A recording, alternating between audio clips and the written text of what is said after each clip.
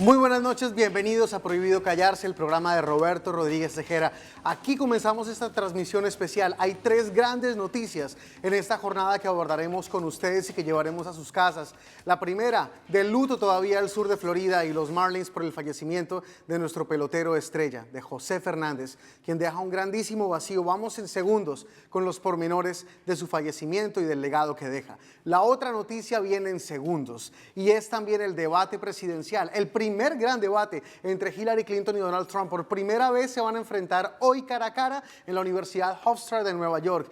Pero la otra noticia, y que está en este mismo instante ocurriendo en Cartagena de Indias, en la costa atlántica colombiana, es la firma del acuerdo entre la guerrilla de las FARC y el gobierno de Juan Manuel Santos. Vamos en directo a Cartagena. Esto es lo que está ocurriendo en este mismo instante.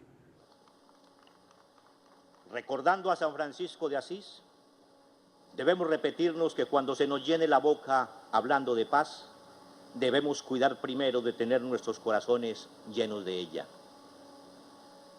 En todos los escenarios posibles continuará retumbando nuestra voz contra las injusticias inherentes al capitalismo, denunciando la guerra como el instrumento favorito de los poderosos para imponer su voluntad a los débiles por medio de la fuerza. Él es Timochenko, alias Timochenko, el jefe máximo de la guerrilla de las FARC, quien en breve terminará su alocución. Iremos nuevamente a Cartagena para saber cómo avanza durante toda esta hora la jornada que el gobierno adelanta con esta guerrilla comunista. Mientras tanto, vamos a hacer algo más didáctico y vamos a explicar exactamente en qué consisten los acuerdos. Comencemos con Diana Uribe, la historiadora colombiana, quien nos va a llevar mano a mano y paso a paso por en qué consisten y por qué queremos tratar de analizar y de entender la necesidad de firmar o no este proceso de paz. Estamos en un momento histórico, en todo el sentido de la palabra. Tenemos la oportunidad de crear una realidad nueva que nunca hemos vivido y de saldar las terribles cuentas que tenemos con el pasado. Estamos en un proceso de paz. Estamos en un proceso de paz que tiene la posibilidad de hacernos cambiar la página, de dejar atrás una gran cantidad de referencias de nosotros como un pueblo que se ha leído a sí mismo a través de la violencia. Y cada vez que los pueblos pasan por un proceso de paz, la humanidad en su totalidad da un paso hacia adelante. No solo porque la paz nos engrandece como especie, sino porque cada proceso de paz es un aprendizaje que nos da las claves para el siguiente. Así como Irlanda y Sudáfrica le están enseñando al mundo cómo superar los odios y la violencia, así también llegará el día en que Colombia le cuente su historia a los demás para que otros puedan aprender de lo que nosotros hicimos. La cosa es en serio. El momento es ya, es ahora. Los ojos del mundo están mirando hacia acá y ante la magnitud de lo que está pasando, nos toca creer que esto sí es posible. Los colombianos tenemos un sentido de fatalidad colectiva. Nosotros creemos que individualmente somos capaces de todo. Cada uno tiene un proyecto que seguro le va a salir. Pero cuando hablamos de nosotros en plural, creemos que no podemos cambiar nuestro destino, que siempre nos faltará 5 pa'l peso. Y si uno mira las cosas, resulta que no es así. Este conflicto no es ni el más sangriento, ni el más largo, ni el más difícil. Es una situación llena de dolores, de injusticias y odios, como son los conflictos armados. Y por eso es que necesitamos un proceso de paz, porque la paz se hace entre enemigos. Los amigos hacen coaliciones o paseos de olla. Son los enemigos los que tienen que hacer la paz. Y si la paz se pudo en Irlanda, después de 500 años de guerra, si se pudo en Sudáfrica, después de uno de los regímenes de discriminación más terribles que vivió el siglo XX, si la paz se pudo en Ruanda, después de un genocidio que acabó con la 10ª parte de la población, a ver, ¿por qué no se va a poder en Colombia? La gente duda de la paz citando todos los problemas que no hemos resuelto, pero la idea es firmar los acuerdos para ponernos a resolver esos problemas. Los acuerdos son un paso, no la meta. Firmando los acuerdos, podremos empezar a construir la paz todos los días en los espacios que compartimos. Esa paz que se verifica en las canchas de fútbol, en el trabajo, en los colegios, en la casa, en el campo. La paz se construye compartiendo espacios de forma distinta. Pero para llegar allá, lo primero es dejar de matarnos, para que el conflicto deje de eclipsar todo lo demás que tenemos que resolver como sociedad. Apoyar el proceso de paz es darnos la oportunidad de que no se repitan los errores del pasado, No queremos que el fin de un conflicto armado sea el principio de otros. Y en lugar de temer que el proceso no funcione y por culpa de ese temor dejar de creer en él, debemos apoyarlo precisamente porque es nuestro compromiso lo que le da realidad al acuerdo. ¿Y qué quiere decir apoyar el proceso de paz? Primero, renunciar a la venganza. Los conflictos ideológicos se convierten en conflictos de sangre y la sangre hace que todo argumento se pierda en una cadena de venganzas.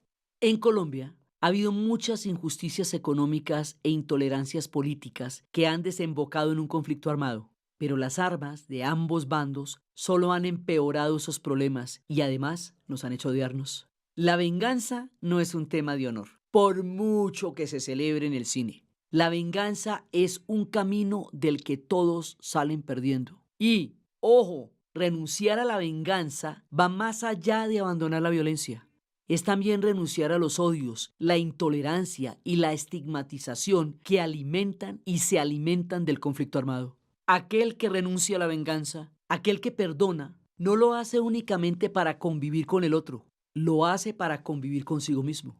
El perdón nos libera de habitar esos lugares de dolor que una víctima visita una y otra vez en su mente hasta quedarse atrapada. Los padres y hermanos seguirán muertos, pero el perdón libera a los hijos de cargar con la herencia de la venganza. Independientemente del bando, los colombianos tenemos que perdonarnos. Segundo, reconocer que este proceso de diálogo recoge las experiencias de otros países y de nuestros intentos en el pasado. Ha sido un proceso más inteligente en su metodología, digamos, en sus reglas de juego. Y ha sido más comprometedor en la medida en que ambas partes se han mostrado dispuestas a ceder. O sea, esta vez es diferente y nunca hemos estado tan cerca. Tercero, entender el alcance de los acuerdos. En La Habana no se negoció la capitulación de las FARC, como dicen algunos, ni tampoco se puso el país en bandeja de plata, como dicen otros. Las dos partes se sentaron a discutir algo mucho más puntual. El siguiente paso. ¿Qué tiene que ocurrir para que dejemos de matarnos? ¿Sobre qué tenemos que hablar y qué cosas debemos negociar para estar dispuestos a dejar las armas de lado? Porque desacuerdos habrá para rato. El proceso de paz no pretende solucionar eso, pero serán desacuerdos de palabra y no de conflicto de balas y bombas y minas antipersonales. La idea es encontrar una salida política al conflicto armado, que no es poca cosa. Pero no podemos cometer el error de pensar que los acuerdos van más allá de eso, que es absolutamente urgente. Cuarto, es muy importante que no dejemos que el proceso de paz se politice. Se la pongo así.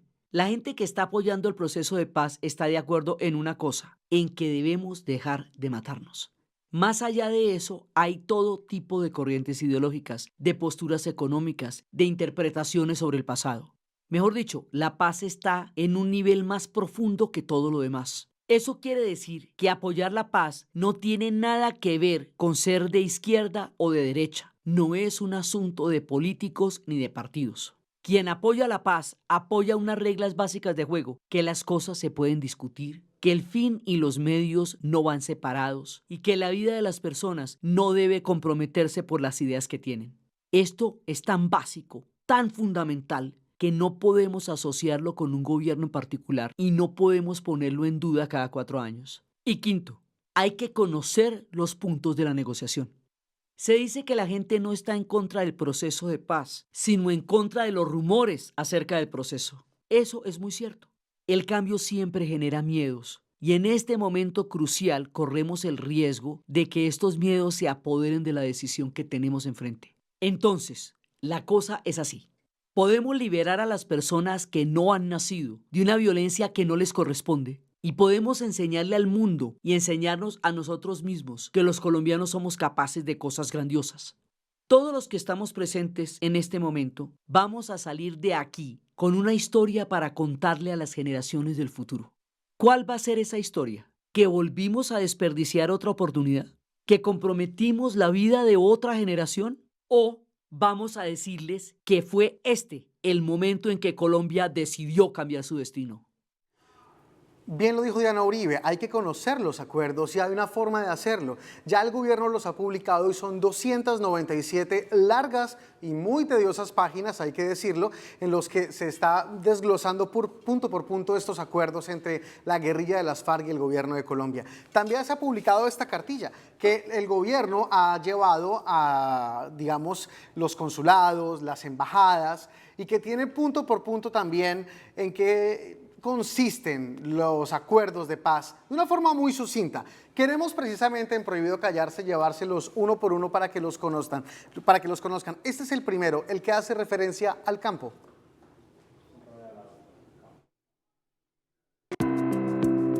Reforma Rural Integral hacia un nuevo campo colombiano fue el primer acuerdo en la mesa de conversaciones de La Habana.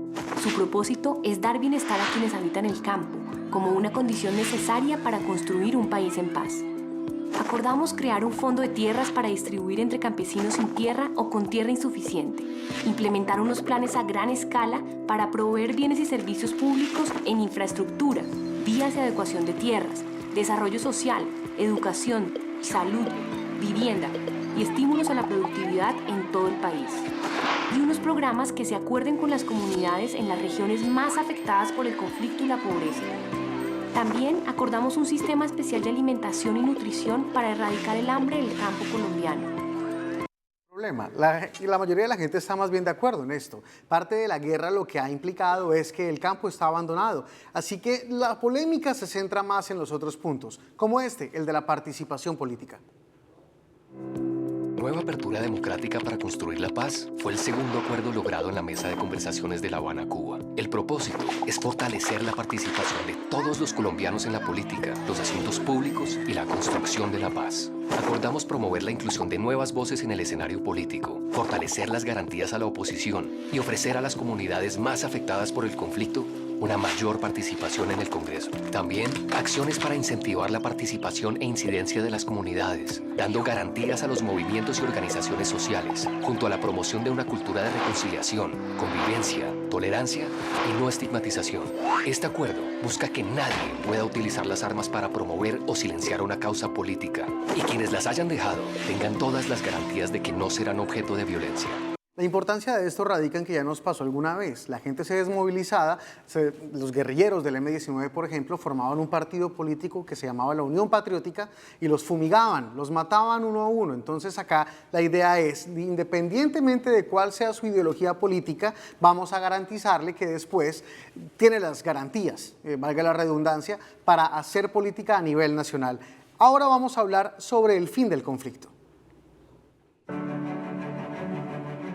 Así se verificará que las FARC dejen las armas. Durante 180 días, los miembros de las FARC se ubicarán en 23 zonas veredales y 8 puntos más pequeños y alejados. Naciones Unidas recibirá la totalidad de las armas. Dentro de cada zona habrá de 1 a 4 campamentos y alrededor una franja de seguridad. El mecanismo de monitoreo y verificación permanecerá en toda la zona. En los campamentos solo estarán los miembros de las FARC y allí se ubicará el contenedor donde depositarán las armas. Si los guerrilleros salen del campamento a la zona, deberán hacerlo sin armas y de civil. Si usted vive en estas zonas, tenga en cuenta que no habrá despeje de territorio y todas las instituciones del Estado seguirán ejerciendo sus funciones. Si se presenta una situación de orden público, la policía ingresará en coordinación con el mecanismo de monitoreo. ¿Qué van a hacer los guerrilleros durante 180 días? Tendrán jornadas de documentación y actividades preparatorias para la reincorporación a la vida civil. Estas zonas no son para negociar, son para garantizar el fin del conflicto armado con las FARC. Parte de la polémica está en que después de que salgan de esta zona, si ya quieran hacer un partido político y se formen como tal, van a tener inicialmente 10 curules, 5 automáticas en la Cámara Baja o Cámara de Representantes y 5 automáticas en la Cámara Alta o en el Senado.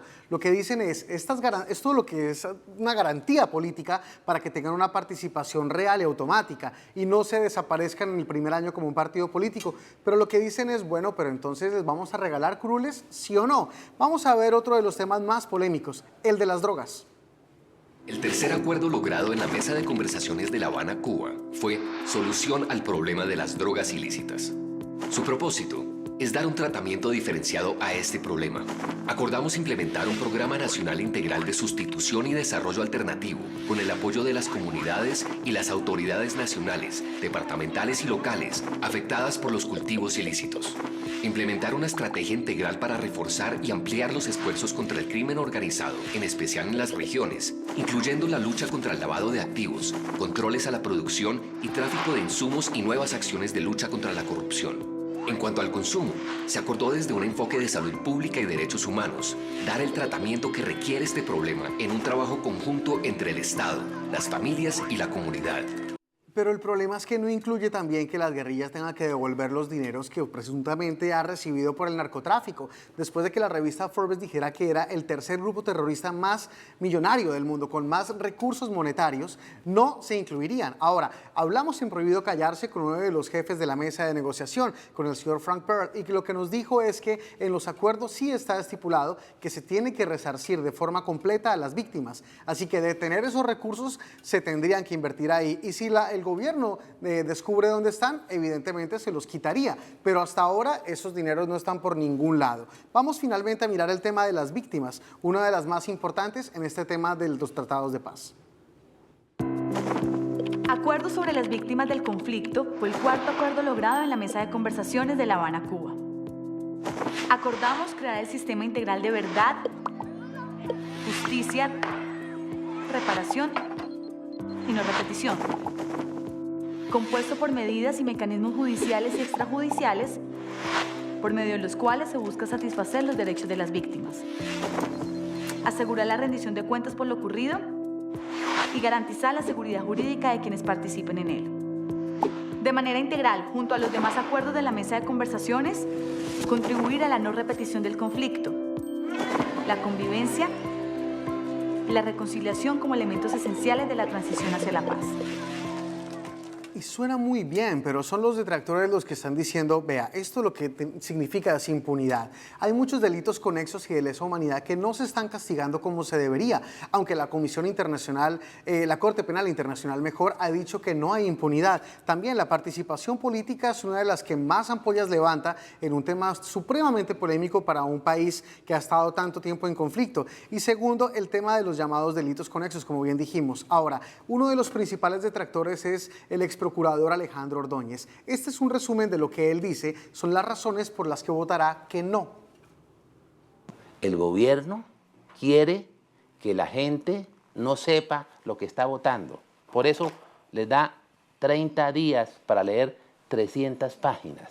Hay razones que me impiden votar por el sí. Razones jurídicas, porque es una feria de impunidades, porque privilegian al victimario y sacrifican a la víctima, porque el trabajo comunitario no es una pena ni proporcional ni genuina para criminales de guerra y responsables de delitos de lesa humanidad y genocidas. No obligan a la FARC a entregar su extensísima fortuna para reparar las víctimas. Razones políticas, porque este es un acuerdo entre dos élites, la élite criminal de la FARC y la élite que representa Juan Manuel Santos, que quieren utilizar al pueblo para legitimarse. Y por razones morales, porque se está utilizando para consagrar la ideología de género como norma constitucional. El género termina siendo una construcción cultural, que el hombre no nace sexuado, no nace hombre o mujer, sino que se hace hombre o se hace mujer. Esa es toda una antropología, toda una filosofía que precisamente está permeando los acuerdos de La Habana, y de esa manera dar un golpe mortal a la familia colombiana. No se puede equiparar el acuerdo Santos-Timochenko con la paz. Subsisten los factores de violencia. Mientras naufraguemos en coca, no va a haber paz. Mientras subsistan 7.000 hombres en armas, BACRIM, Ejército de Liberación Nacional y los frentes de la FARC, que no se desmovilizan, no va a haber paz. ¿En qué parte del acuerdo la FARC pide perdón? No hay una sola frase en que cual la FARC pida perdón. Y si uno no pide perdón, se expone a repetir lo que ha hecho. Lo que sí estoy claro es que Colombia necesita de un liderazgo que la saque del mal gobierno a que nos sometió el presidente Santos. Los acuerdos están disponibles en internet. Si ustedes no tienen el tiempo, la paciencia o lo que sea para leer las 297 páginas, hay varias herramientas como audios, como videos ilustrativos y como esta cartillita que les estábamos mostrando hace unos segundos a nuestros televidentes. La consiguen en el consulado. En 8 días van a votar los colombianos, es el 2 de octubre, ya falta menos de una semana, en 7 puntos, y hay unos 59.000 colombianos en el sur de Florida que están registrados. En minutos vamos a volver a Cartagena nuevamente para actualizar esto y no se despeguen porque les tenemos un avance muy especial de lo que será el debate y también de la memoria de José Fernández. Ya regresamos en Prohibido Callarse.